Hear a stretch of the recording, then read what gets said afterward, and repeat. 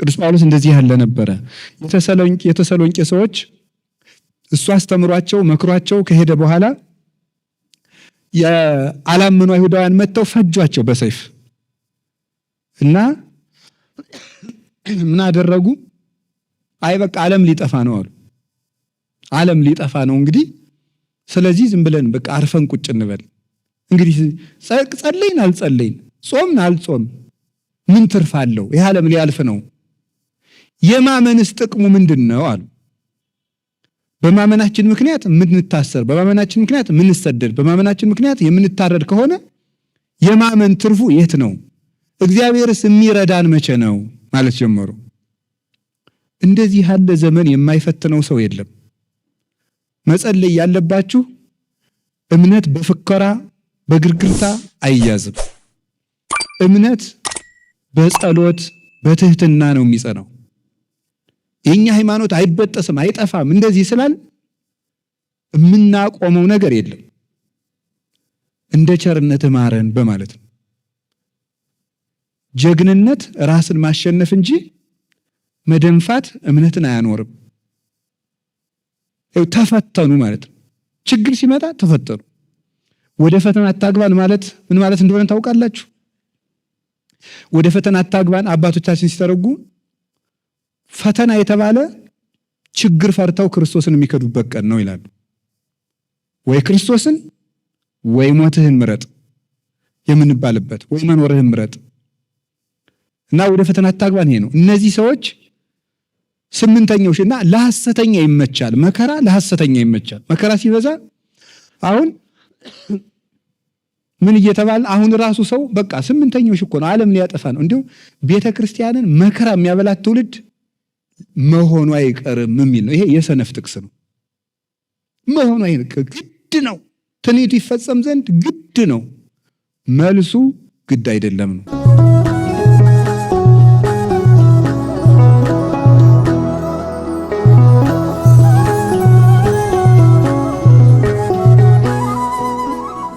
አባ እንጦንስ አንድ ጊዜ እግዚአብሔር ሆይ ክፉውን ሰው ሀብታም ታደርጋለህ፣ ደጉን ሰው ድሃ ታደርጋለህ፣ በጎን ሰው ቶሎ እድሜውን ታሳጥራለህ፣ ጨካኝ ሰዎችን ደግሞ እድሜ ትጨምራለህ። ፍርድህ ምንድን ነው ብሎ ጠየቀው። እንጦንስ ዝም ብለህ የራስህን ኑሮ ኑር አለው። የራስህን ኑሮ ኑር፣ እሱን እግዚአብሔር ያውቃል። ያ ማለት ምን ማለት ነው? አይ መጠየቅ አትችሉም። ኦርቶዶክስ ተቀበል ነው እንጂ ምክንያት አትወድም ማለት አይደለም። አይሆንልህም ነው። የእግዚአብሔርን ፍርድ ካወቅ ወይ ራስህ እግዚአብሔር መሆን አለብህ። እግዚአብሔር ሱፐርናቹራል ፓወር ነው ተብሎ ከተናገረ ከሁሉ ነገር በላይ ከሆነ እግዚአብሔር የሚያደርገውን ሁሉ ማወቅ አለብኝ ካልክ በራሱ ይሄ ይቃረናል።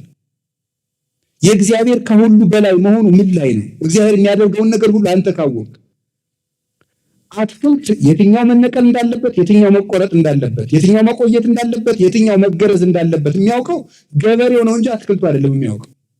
እኛ አትክልቶች ነን፣ እግዚአብሔር ደግሞ የሕይወታችን ገበሬ ነው።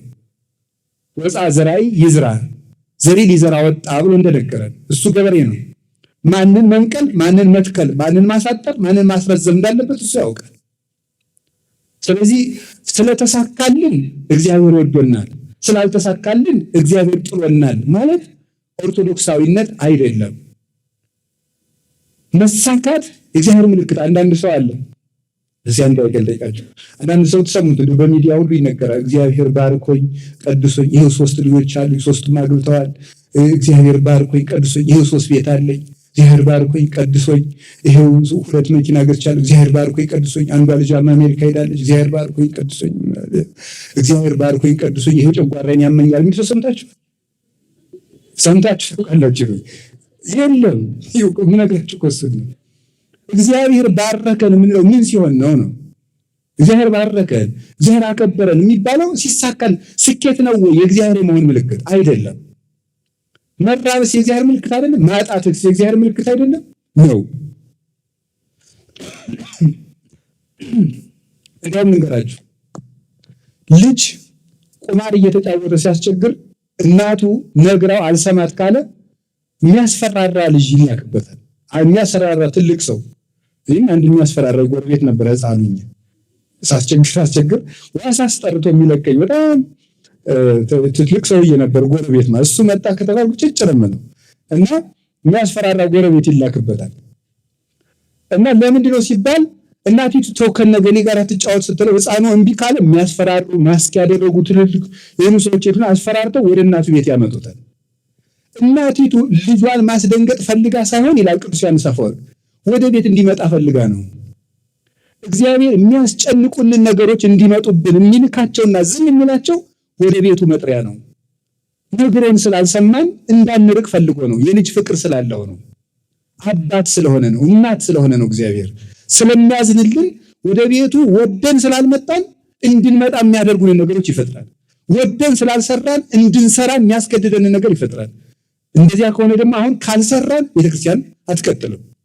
ካልሰራን በታሪክ እየኮራን እየተመጻደቅን ግሸን መስቀሉ አለ፣ አክሱም ታቦተ ጽዮን አለች፣ እንደዚህ ምን እንደዚህ እያል ላሊበላ ወደዚህ እያል የሚመጣ ነገር የለም።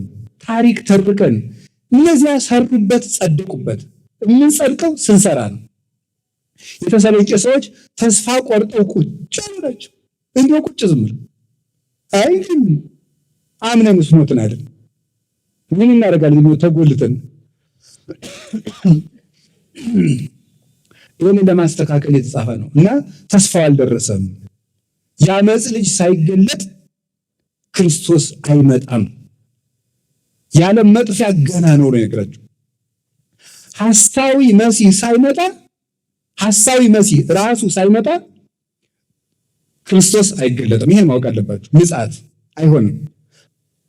ሐሳዊ መሲህ ደግሞ አሁን በኮሮና ጊዜ ይሄ ማይክሮቺፕስ ነው። እንደዚህ የክትክትባቱን ማይክሮቺፕስ ሊቀብሩብን ነው አለና ሰው ምን ማለት ጀመረ? 666 ሰይጣን ሊመጣ ነው ተባለ። ሐሳዊ መሲህ መጥቷል። አልመጣም። ለምን? ሐሳዊ መሲህ ሲመጣ አጭበርብሮ በስውር እንደ ፖለቲካ አይደለም የሚሰራው። እኔ ክርስቶስ ነኝ ብሎ ነው የሚመጣው። በቋንቋ እንድትሰማው አድርጎ እኔ ክርስቶስ ነኝ ታምናለህ አታምንም ነው እንጂ እንደዚህ አጭበርብሮ በውስጥ አስከብሮ ሌላ ቀለም ቀብቶ አይደለም።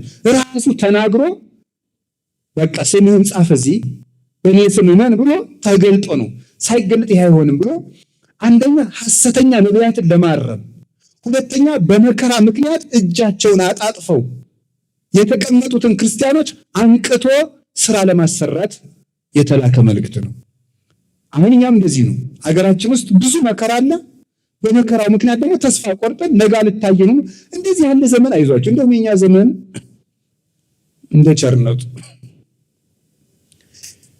እንደዚህ ያለ ዘመን በጣም ብዙ ያልፋል። ኢትዮጵያ አሳልፋለች፣ ብዙ አሳልፋለች፣ ከዚህም የባሰ አሳልፋለች። ስለዚህ ነገ አልታየን ብሎ ቁጭ ማለት የለብንም፣ መስራት ነው ያለብን። እንድንሰራ ምን ያስፈልገናል? ምን ልበል ነበር ርዕሳችን? ምን ልበል ነው? ንቃት ለከተማ ሰው አይቸግረውም መሰል። ግን ነቅቷል አልነቃም ትላላችሁ እናንተ ራሳችሁ። እንግዲህ እናንተ መንቃታችሁን በምነግራችሁ ነገር ሲንመዝናለን። መንቃት ምንድን ነው? በኦርቶዶክሳዊ እሳቤ መንቃት ምንድን ነው? መንቃት ምንድን ነው ከተባል እንቅልፍ ምንድን ነው? እንቅልፍ በኦርቶዶክስ አስተሳሰብ ወይም ደግሞ ኦርቶዶክሳዊ መጽሐፍ ቅዱሳዊ ሐሳብ የሚታየው እንቅልፍ የሚባሉት ሶስት ነገሮች ናቸው። እንቅልፍ የሚባሉት እነዚህ ምንድን ናቸው? አንደኛው ኃጢአት ነው። እንቅልፍ የሚባለው ኃጢአት እንቅልፍ ነው። ስራ ለመስራት መጀመሪያ ማድረግ ያለብን መንቃት ነው። ኃጢአት እንቅልፍ ነው። የተኛ ሰው ቤቱ ይዘረፋል፣ ቤቱ ይሰረሰራል፣ ሀብቱ ይዘረፋል፣ እሱም ሊገደል ይችላል፣ ቤቱም ሊቃጠል ይችላል። በኃጢአት የተያዘ ሰው ጸጋውን ያጣል። ኃጢአት ማለት ምን ማለት ይመስላችኋል? ኃጢአት ማለት የግዕዝ ቃል ነው። ኃጢአት ኃጣ አጣ፣ ኃጢአት ኃጢኦት ማለት ኃጢአት ኃጢአት ማለት ማጣት ማለት ነው። ማጣት ማለት ነው ኃጢአት ማለት። ሰው ኃጢአት ሲሰራ ማንን ነው የሚያጣው? እግዚአብሔርን ያጣዋል። እግዚአብሔርን ያጣል። እግዚአብሔርን ያህል አባት ገነትን ያጣል፣ ቤተክርስቲያኑን ያጣል፣ ራሱን ያጣል፣ ወዳጅን ያጣል። ገንዘብ ራሱ ኃጢአት ከበዛ አይበረክትም፣ አይቀመጥም። ገንዘብን የሚያጠፋው ኃጢአት ነው። ስለዚህ ኃጢአት ራስን ያሳጣል፣ ጉልበት ያሳጣል፣ ሀብት ያሳጣል፣ ወዳጅ ያሳጣል፣ ቁመናን ያሳጣል፣ አይምሮን ያሳጣል፣ አስተሳሰብን ይነሳል፣ ይጎትታል፣ ተስፋ ያስቆርጣል፣ ነገን ያሳጣል፣ ዓላማ የለሽ ያደርጋል። የምንኖርለት ነገር እንዳይኖረን ያደርጋል።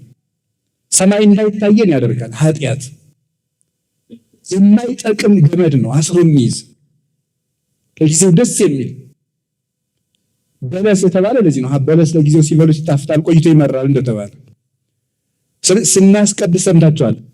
የተቀመጣችሁ ተነሱ ይላል ዲያቆኑ። የተቀመጣችሁ ተነሱ ማለት በኃጢአት አልጋ የተኛችሁ ሰዎች በንስሐ ተነሱ ማለት ነው። ስለዚህ እንንቃ እንኑም እንከ ከመእልኩ፣ እነዚያ እንደተኙት እኛም አንተኛ ይላል ቅዱስ ጳውሎስ። እነዚያ እንደተኙ እኛም አንተኛ። ከኃጢአት መንቃት የሚቻለው በምንድን ነው? አንድ በንስሐ ነው። ንስሐ መግባት ነው። ዛሬውኑ ንስሐ መግባት አለብን። እንደው ኦርቶዶክሳዊነት ክርስቲያንነት ማለት ለሆነች ጉዳይ ተሰብስበው መልሶ ወደ ኃጢአት በሉ። እንግዲህ ቤተክርስቲያን እሑድ ጉባኤ ነበረ፣ ተሰብስበናል። ሰኞ ደግሞ ወደ ኃጢአታችን እንመለሳለን። ገና ሰንብች፣ ሌላ ጊዜ ደግሞ ስራ ሲኖር ጥሪኝ የሚባል አይደለም። ገብቶ መቅረት ነው እና ሊበቃን ይገባል። ከሞት ጋር ደግሞ ስምምነት የለንም። እግዚአብሔር መቼ እንደሚጠራን አናውቅም። አሁን ነገ ስንል ምን ብሎ ድንገት ያነሳናል። መቅረዟን ድንገት እፍ ብሎ ያጠፋታል። ንስሐ መግባት አለብን ሁላችንም ነው። ለነገ የምናቆየው የኃጢአት ጥሪት መኖር የለበትም። እግዚአብሔር ደግሞ ይላችሁ ብዙ ቸርነት አድርጎልናል። 3 ትልልቅ ቸርነቶችን ግን አድርጎልናል። የመጀመሪያው በመልኩ መፍጠሩ ነው። ማንም ሰው ጥሩ መልክ ቢኖረው መልኩን ሊሰጠን ስለማይችል፣ እግዚአብሔር ግን ብሩህ ንጹሕ ቅዱስ መልክ ያለው አምላክ ሲሆን ያንን አርአያና መልክ እኛ እንድንይዝ ፈቅዶልናል። ስለዚህ መጀመሪያ ቀዳሚት ሰው ሀበነ አርአያሁ ክብርተ እንዳለ ቅዱስ ጎርጎርዮስ ሃይማኖተ አበው ምዕራፍ 60 ላይ መጀመሪያ ክብርት አርአያውን ሰጥቶ ፈጠረን። ይህ ትልቅ ቸርነት፣ ትልቅ ልግስና ነው። እንደምታውቁት ነው። እግዚአብሔር አውሬ አድርጎ ቢፈጥረን ይችል ነበር። ሰው አድርጎ በመልኩ ፈጥሮናል። ሁለተኛ እግዚአብሔር ያደረገልን ቸርነት ሰው ሆኖ መምጣቱ ነው። ሰው ሆኖ ጌታ ሆኖ የባሪያን መልክ መያዝ የሚፈልግ ማንም የለም። ወነሳ አርአያ ገብር፣ እሱ ግን የባሪያን መልክ ይዞ መጣ ይላል ፊልጵስዩስ ምዕራፍ 2 ቁጥር 8 ላይ የባሪያን መልክ ይዞ መጣ። የድሃ ልብስ የሚለብስ ሀብታም አናውቅም። ሀብታም ሲሆን የድሃ ድሪቶ መልበስ የሚፈልግ ባለጸጋ አናውቅም። ክርስቶስ ወለብሰ ሥጋነ በአርአያ ዚአነ፣ ቅዱስ ያሬድ እንደነገረን የእኛን ሥጋ ለበሰ፣ በእኛ አምሳል ተመላለሰ ብሎ እንደነገረን ሰብአ ኮነ በአርአያ ዚአነ፣ ሰው ሆነ፣ እንደኛ ሰው ሆነ፣ የእኛን ሥጋ ለበሰ። እንዲህ ብሎ እንደተናገረ የእኛን መልክ ይዞ መምጣቱ ፍጹም ፍቅር ነው። እንዴት የሚያደርግ ማንም የለም። ከዚያ ወገኖቹ አደረገን፣ ሰው ሆኖ ወገኖቹ አደረገን። ታውቃላችሁ ሉቃስ ወንጌል ምዕራፍ 2 ላይ እንደተነገረው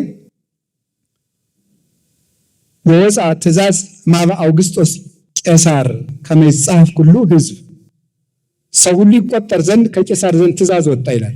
ጌታችን በመቆጠር ሰዓት የተወለደበት ምክንያት እኛን ወገኖቹ አድርጎ ሊቆጥረን ስለመጣ ነው። ወተወለቆም ስለ ጎያን ከመ ይደምረነ ውስተ ማኅበረ ጻድቃን ይላል ቅዱስ ያሬድ። ከበደለኞች ጋር ተቆጠረ እኛን ከጻድቃን ማህበር ይቆጥረን ዘንድ። ስለዚህ ወገኖቹ አድርጎ ቆጠረን። አሁን እኛ ሁላችን የክርስቶስ ማህበርተኞች ነን። እናንተ ተቆጥራችኋል። እንዴት አድርጎ እንደቆጠረን ሲነግረን ማቴዎስ 10 ላይ ወለክሙሰ ስዕርተ ርእስክሙኒ ሁሉ ቁቱ፣ የእናንተ የራስ ፀጉራችሁ እንኳን የተቆጠረ ነው ይላል። የሰማይ አባታችሁ ሳያውቅ ከራስ ፀጉራችሁ አንዲቱ አትወድቅም ይላል። ያ ማለት ማለት እንኳን ለነፍሳችን ፀጉራችንን ሳይቀር ደም ከፍሎላታል ክርስቶስ። እንዲህ አድርጎ ክብር የሰጠናል። ለራስ ፀጉራችን ለእግር ጥፍራችን ዋጋ ከፍሎበታል። እና እንደዚህ አድርጎ ወገኖቹ አድርጎ ቆጠረ። ልጅ ሆን ባሪያ መሆን እንኳን ሰው እስከ የት ወርዶ እንደነበረ ተመልከቱ። ሰብእሰን ዘክቡር እያይመረ ሰው አላወቀም። ምን ሆነ ስንለው ቅዱስ ዳዊት ኮነ ከመ እንስሳ ዘአልቦ ልብ፣ ልብ እንደሌለው እንደ እንስሳ ሆነ። አሁን ሰው እንደ እንስሳ ሆነ አለን። እንደ እንስሳ የነበርነውን ምን አደረገን? ልጆቹ አደረገን። የእግዚአብሔር ልጅ መሆን ቀላል ነገር እንዳይመስላችሁ፣ ትልቅ ስልጣን ነው። በምድርም በሰማይም የፈለገውን ያህል ስልጣን ቁጠሩ፣ የእግዚአብሔርን ልጅ መሆንን የሚያህል ስልጣን የለም። ልጆች አድርጎናል። ሶስተኛ እግዚአብሔር ያደረገልን ቸርነት በንስሐ ያደረገልን ይቅርታ ነው።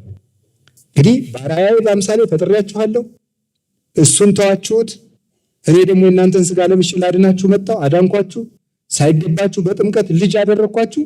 እንግዲህ ይህን ሁሉ ካደረጋችሁ እሳት ይብላችሁ ሳይል አርሃ ወለነ ውሃተ ንስሐ፣ የንስሐ በርን ከፈተልን ይላል ቅዱስ ጎርጎርዮስ። የንስሐ በር ከፈተልን። አድፈን ብንመጣ የምንነጻበት፣ ደክመን ብንመጣ የምንበረታበት፣ ሙተን ብንመጣ ሕያው የምንሆንበትን፣ ተርበን ብንመጣ የምንጠጉበትን፣ ተራቁተን ብንመጣ የምንለብስበትን ሉቃስ 15 ላይ እንደተጻፈ ለዚህ ለጠፋው ልጄ ከሁሉ የሚሻል ልብስ አልብሶት ብሏል። ከሁሉ የሚሻል ልብስ አልብሶት ያለው የእሱ የብርሃን ልብስ ነው። ይሄንን ክርስቶስ አድርጎልናል። አሁን ይሄንን ንስሐ ሰጥቶ በንስሐ እንግዲህ ሰው የሚረባ የሚጠቅም እንዲሆን በድሎ ሳለ ያልበደሉትን መሆን እንዲችል ይሄንን ጸጋ ሰጥቶናል። ይሄንን መቼ ይዘጋዋል? ሲመጣ ይዘጋዋል። ሰዎቹ መብራት ሊገዙ ይዘው ተመልሰው ሲመጡ ዘይት ሊገዙ ሄደው ሲመለሱ በሩ ተዘግቷል። ተከፍቶ አሁን ጌታ ሲጠመቅ ቅዱስ ማቴዎስ ምዕራፍ 3 ላይ እንደጻፈው የሰማይ ደጅ ተከፈተ ያለው ያቺ የቸርነት በር ናት። እሷን እንግዲህ እንድንገባባት ከፍቷታል። የሚዘጋበት ጊዜ አለ እና አሁን ወገኖቼ አሁን እዚህ ስለመጣችሁ ለቤተ ክርስቲያን ውለታ እንደዋላችሁ አትቁጠሩት። ይልቁንስ ወደ ንስሐ እዚህ አዳራሽ እንደገባችሁ ወደ ንስሐ በር ግቡ።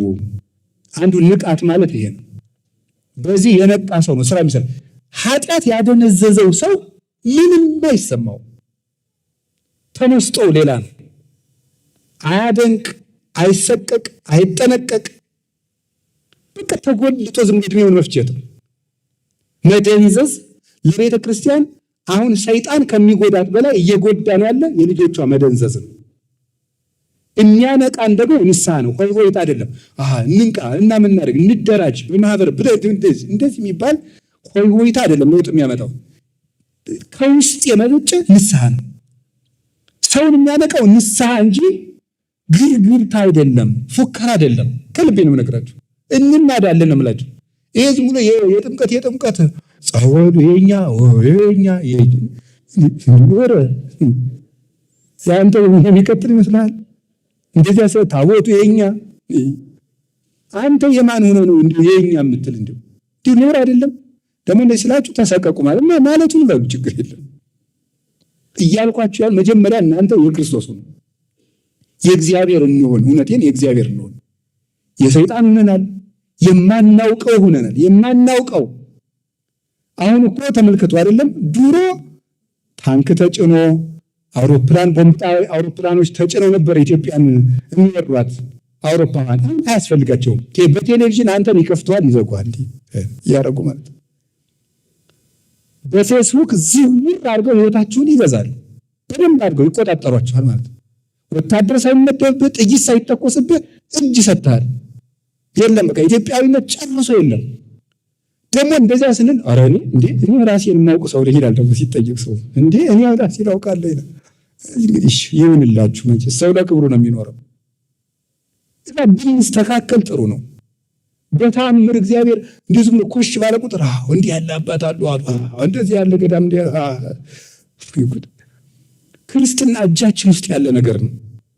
ተጎልተን የሆነ ሰው ለውጥ እንዲያመጣልን እንፈልጋለን። ራሳችን ተጎልተን ኃጢአታችን እየሰራን በለመድነው ኃጢአት እየተንከባለን የሆኑ ሰዎች ብቻ ተደራጅተው ለውጥ እንዲያመጡልን እንፈልጋለን። ምንም ይመጣ የለም። የሚመጣው ራሳችን ስንሰራ እና ንቁ። እውነቴን ነው። ተስፋ አለን። እስኪ ዛሬ እስከ ሰሞኑን ንስሐ ያልገባችሁ ካላችሁ ጥሩ ዕድል ነው። ብፁዕ አባታችን እንኳን ይህን ጉባኤ ያዘጋጁት ለሳንቲም ብቻ ሳይሆን ለነፍሳችሁ እንድታስቡ። የምትቀድሙት እናንተ ናችሁ። እግዚአብሔር በንስሐ ያንቃን። የሚቀበል አባት አለን፣ አይዟችሁ፣ የሚቀበል አባት አለን። እኔ በጣም አንድ ቅዳሴ ስሙ በደንብ ጥሩ፣ ቅድም ጥሩ ነገር ቀርቦልናል። ቅዳሴ ስናስቀድስ መጀመሪያ የምትመጣ አለች። ምን እላለሁ እሑድ እሑድ ሲባል ቅዳሴ ጋር ነው ኩሉ ዘገብራ ለጽድቅ ጻድቅ ውእቱ ወዘያከብር ሰንበተ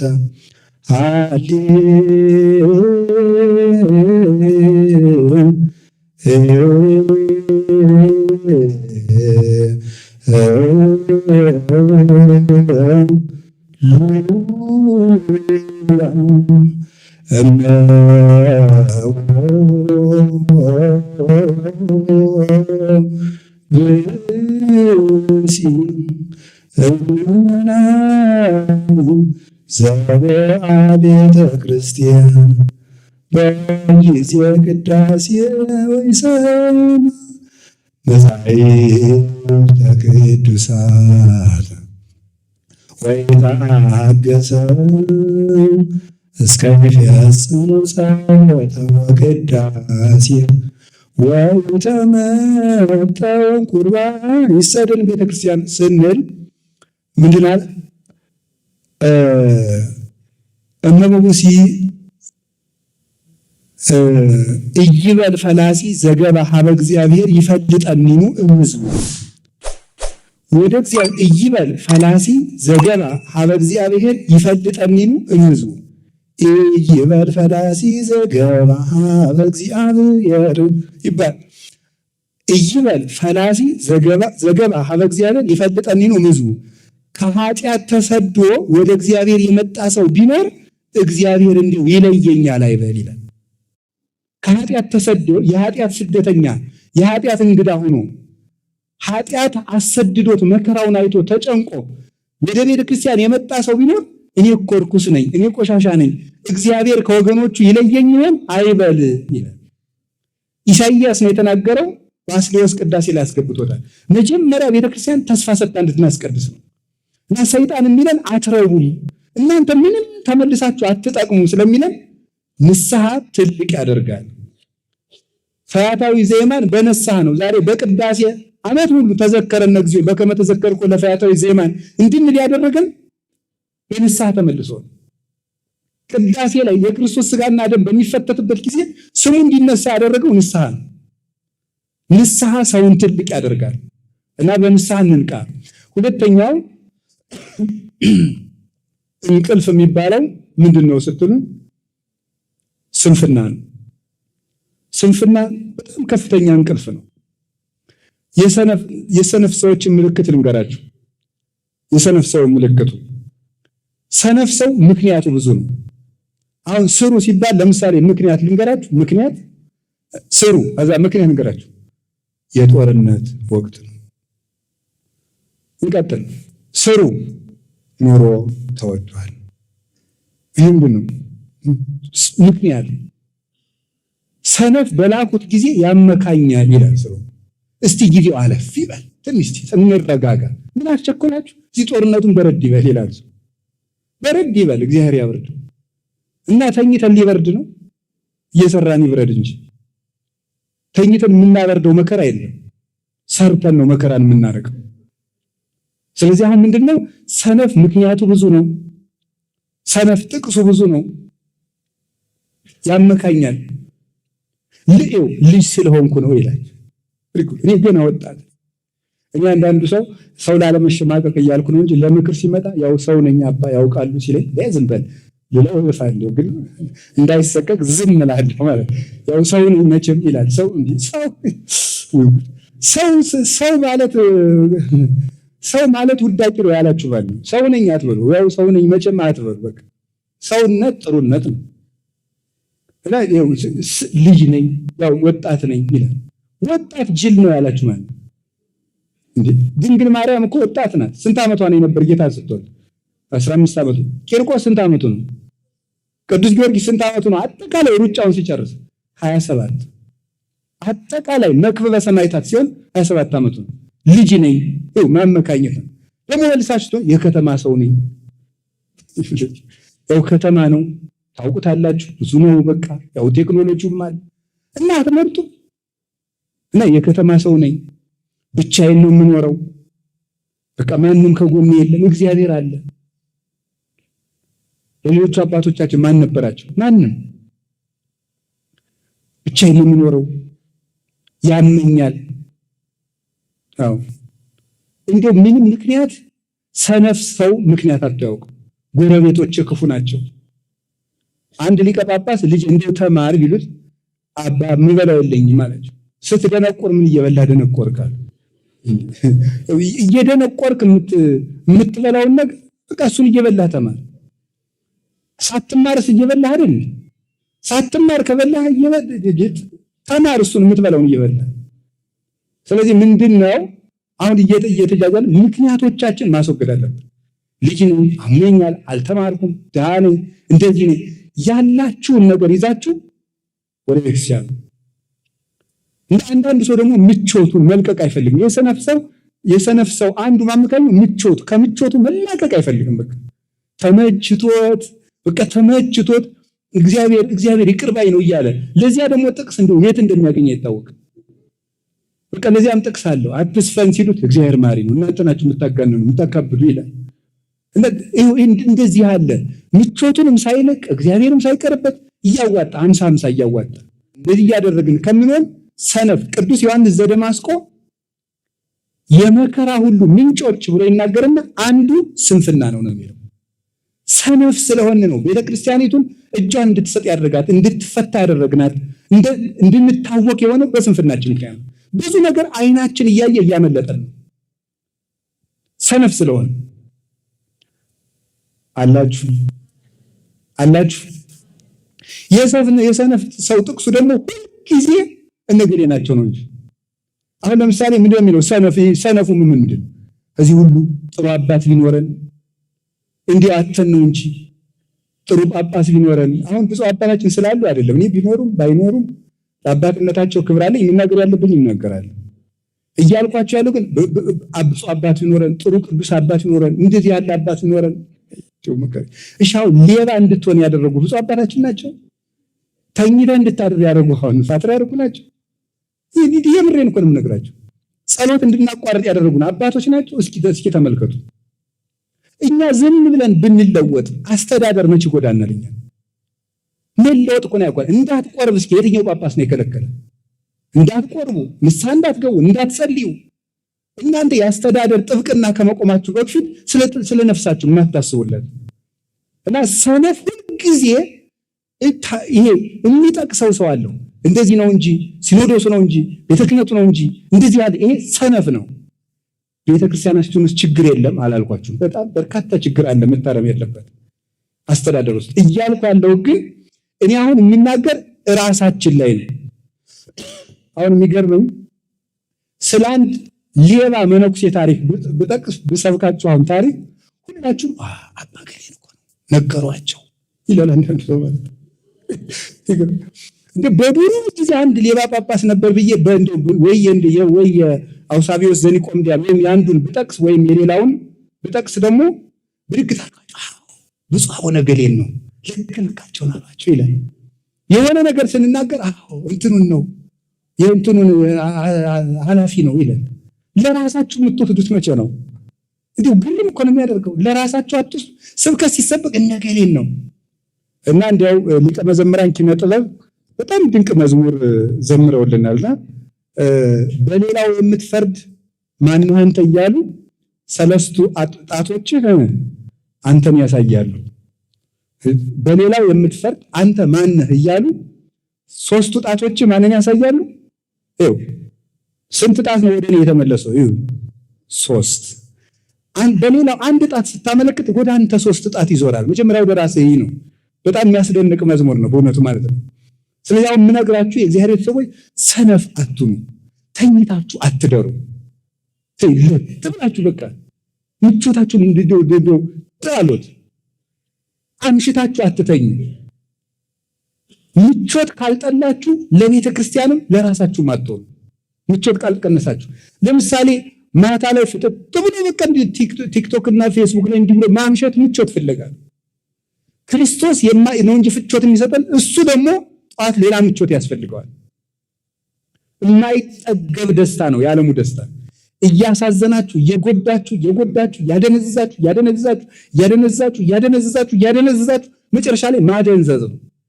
እና ማታ እንቅልፋ በጊዜ ተኙ፣ ሌሊት በጊዜ ተነሱ፣ ቅዱሳት መጻሕፍትን አንብቡ፣ ተማሩ። እንደዚያ ሲሆን ቤተክርስቲያንን ከፍ ባለልና ማቆም እንችላለን። የምትሰጡት እንዳታጡ ስሩ። ሁላችሁ ከቃሉ ጋር ናችሁ። እግዚአብሔር ከሁላችን ጋር ይሁን። የመጨረሻው የሚያነቅ መንቃት የሚገባን እንግዲህ አሁን ሰነፍ አትሆኑም ሁላችሁም። አሁን ለምሳሌ ስታነቡ መጽሐፍ ማንበብ ስታነቡ ተኝቶ የሚያነብሰዋል። እንደዚህ መተኛት አቅዳችሁ ነው ማለት ነው። በቃ እንደው ልፍስፍስ ያለ የሆነ ሰው አለ። በቃ እንደው ገና በ20 ምናምን ዓመታችሁ እግሬን ያዙኝ ወገቤን ደግፉልኝ የሚል ሰው በዚህ የሶፋው መደገፊያ እዚህ ላይ ወገብ ላይ ተደርጎ ምናምን እንደዚህ ያለ ያቀማመጥ ስርዓታችሁን የመኝታ ስርዓታችሁን ካላስተካከላችሁ ተኝታችሁ እያነበባችሁ በየት ነው ለውጥ የሚመጣው? ስለዚህ አንዱ ስንፍናችን ማስወገድ ነው። ሶስተኛው እና የመጨረሻ ነው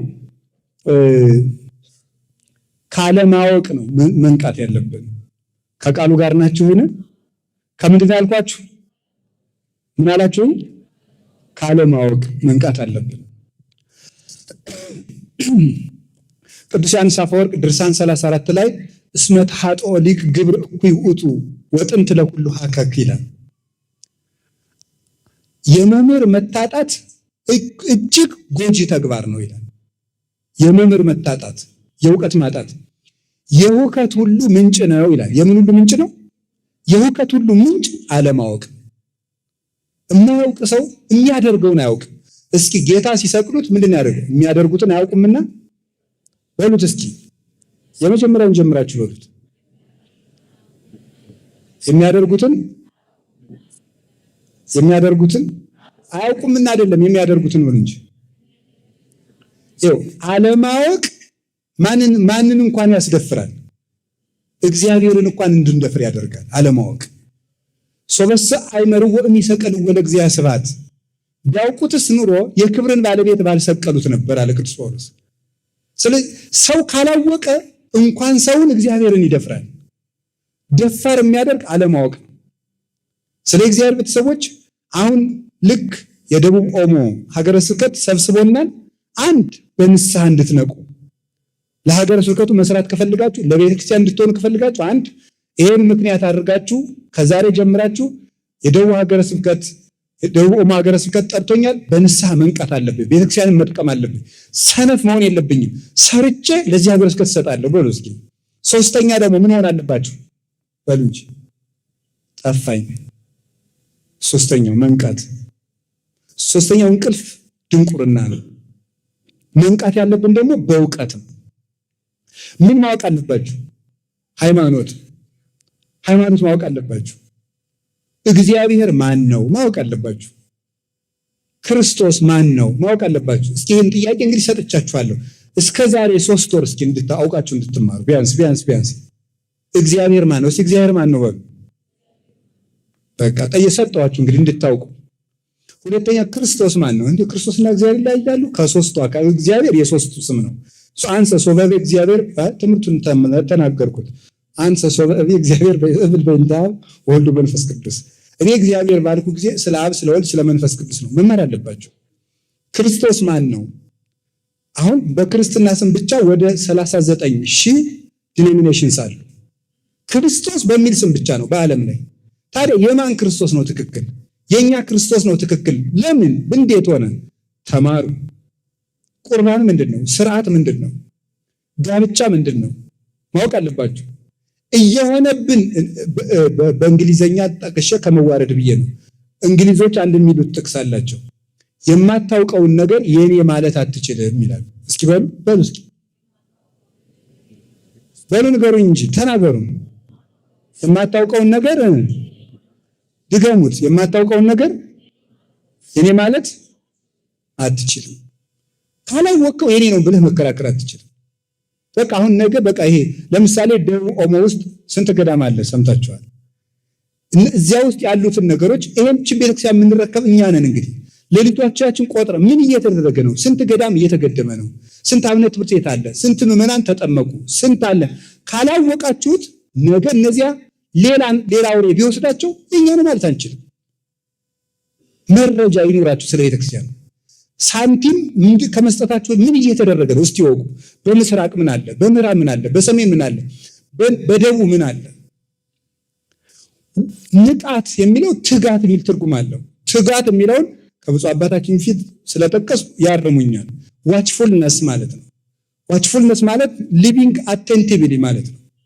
ነቅቶ መኖር ማለት ነው። ነቅቶ መኖር ፍጹም ቀን ይሄ መንቃት ልንገራችሁ። ይኸው ለምሳሌ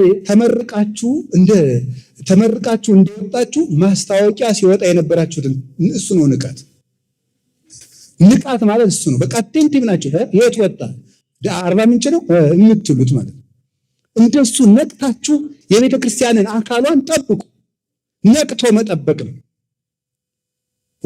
ወይም ደግሞ ነገ ሌባ ይመጣል፣ ሰሞኑን ሌባ አለ፣ ቤታችሁን ነቅታችሁ ጠብቁ ሲባል ነቅተ ቁጭ እንደምትለው፣ ወይም ደግሞ ሙሽሪት ወይም ሴት የምትወደው እጮኛዋ ከሩቅ ሀገር ሲመጣ ነቅታ የሌላ መኪና በጮኸ ቁጥር መጣ ይሆን እንደምትለው ከመፋጻ ቀጢኖ ከመመሰንቆ ሀዚ ያስተፈሳኒ በሰቢዎቱ ያሉ ማዘስ መሐሊ ዘሰሎሞን ላይ ነው።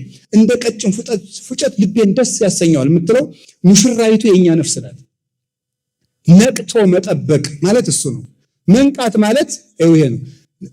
ድሮ ለከተማ ሰው ምሳሌው አይመችም።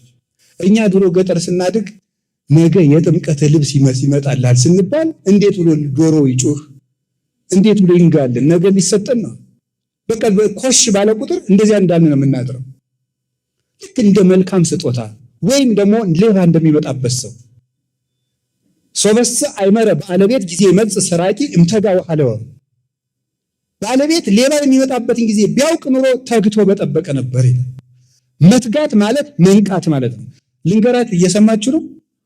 እንደው አንድ ሁለት ነገር ልጨምራችሁና ልጨርስ እዚሁ ጋር ስለ መንቃት አንድ ነገር ልንገራችሁ። ብዙ ጊዜ ለመለወጥ እናቅዳለን፣ ለምን አይሳካልን? አሁን በለመድነው ኃጢአት ሁሉ መላሰን እንወድቅበታለን።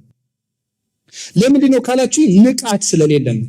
ንቃት ማለት ሰይጣን ቀድሞ በጣለን ነገር ሊጥለን ሲል ምክንያቶችን ነቅተን መከታተል ማለት ነው። እሱን ማለት ነው። ምን ማለት እንደሆነ እንገራችሁ። ከቃሉ ጋር ናችሁ?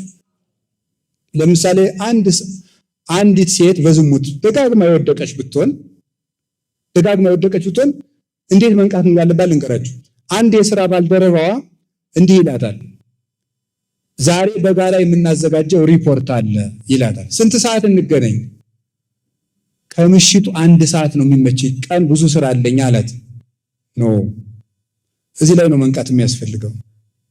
1 ሰዓት ካለ ሪፖርቱ 4 ሰዓት ቢፈጅ እስከ ምሳ ሊቆይ ነው ከቤት 4 ሰዓት ላይ እራት ቀምሰ ሄድ ቢባል እስኪ በሉ ስንት ይፈጃል?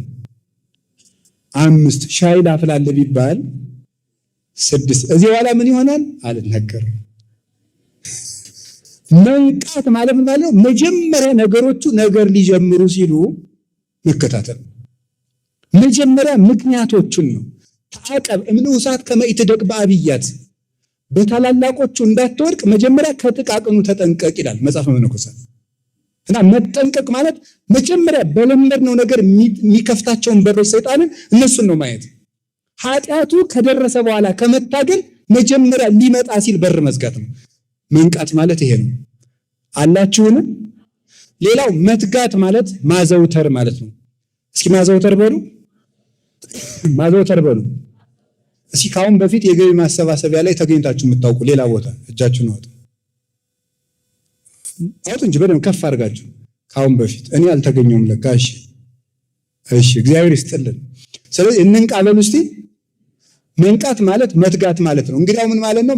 መትጋት ማለት ደግሞ ማዘውተር ነው። እስኪ አንድ ጥያቄ ልጠይቃችሁ። ወታደር ስፖርት ይሰራል። 5 ዓመት ስፖርት ሰርቶ 15 ዓመት ቢተኛ ወታደር መሆን ይችላል አይችልም? ስፖርት 4 ቀን ሰርታችሁ ብትሰሩት ብትተውት ምን ይሆናል? ስትራፖ ነው የሚሆነው። ስለዚህ ምን ማለት ነው? ማዘውተር። እስኪ ማዘውተር በሉ። ጂም በአማርኛ ምንድን ነው? የአካል እንቅስቃሴ ማለት ነው አይደል? ፍቹ ኮንቴክስቹዋል ነው ወይስ ቃል በቃል ነው? በቃ ተውትሽ። እሺ የጂም ቦታ ምንድን ነው? የስፖርት ማዘውተሪያ። እስኪ የስፖርት ማዘውተሪያ በሉ። ማዘውተሪያ ነው። ለምንድን ነው ማዘውተሪያ የተባለው? በራሱ ተርሙ ማዘውተሪያ የተባለው ለምንድን ነው?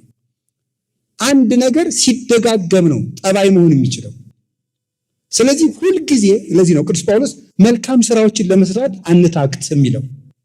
አምና ሰጠን፣ ዘንድሮ ሰጠን፣ እንዴት ሰጠን አትበሉ።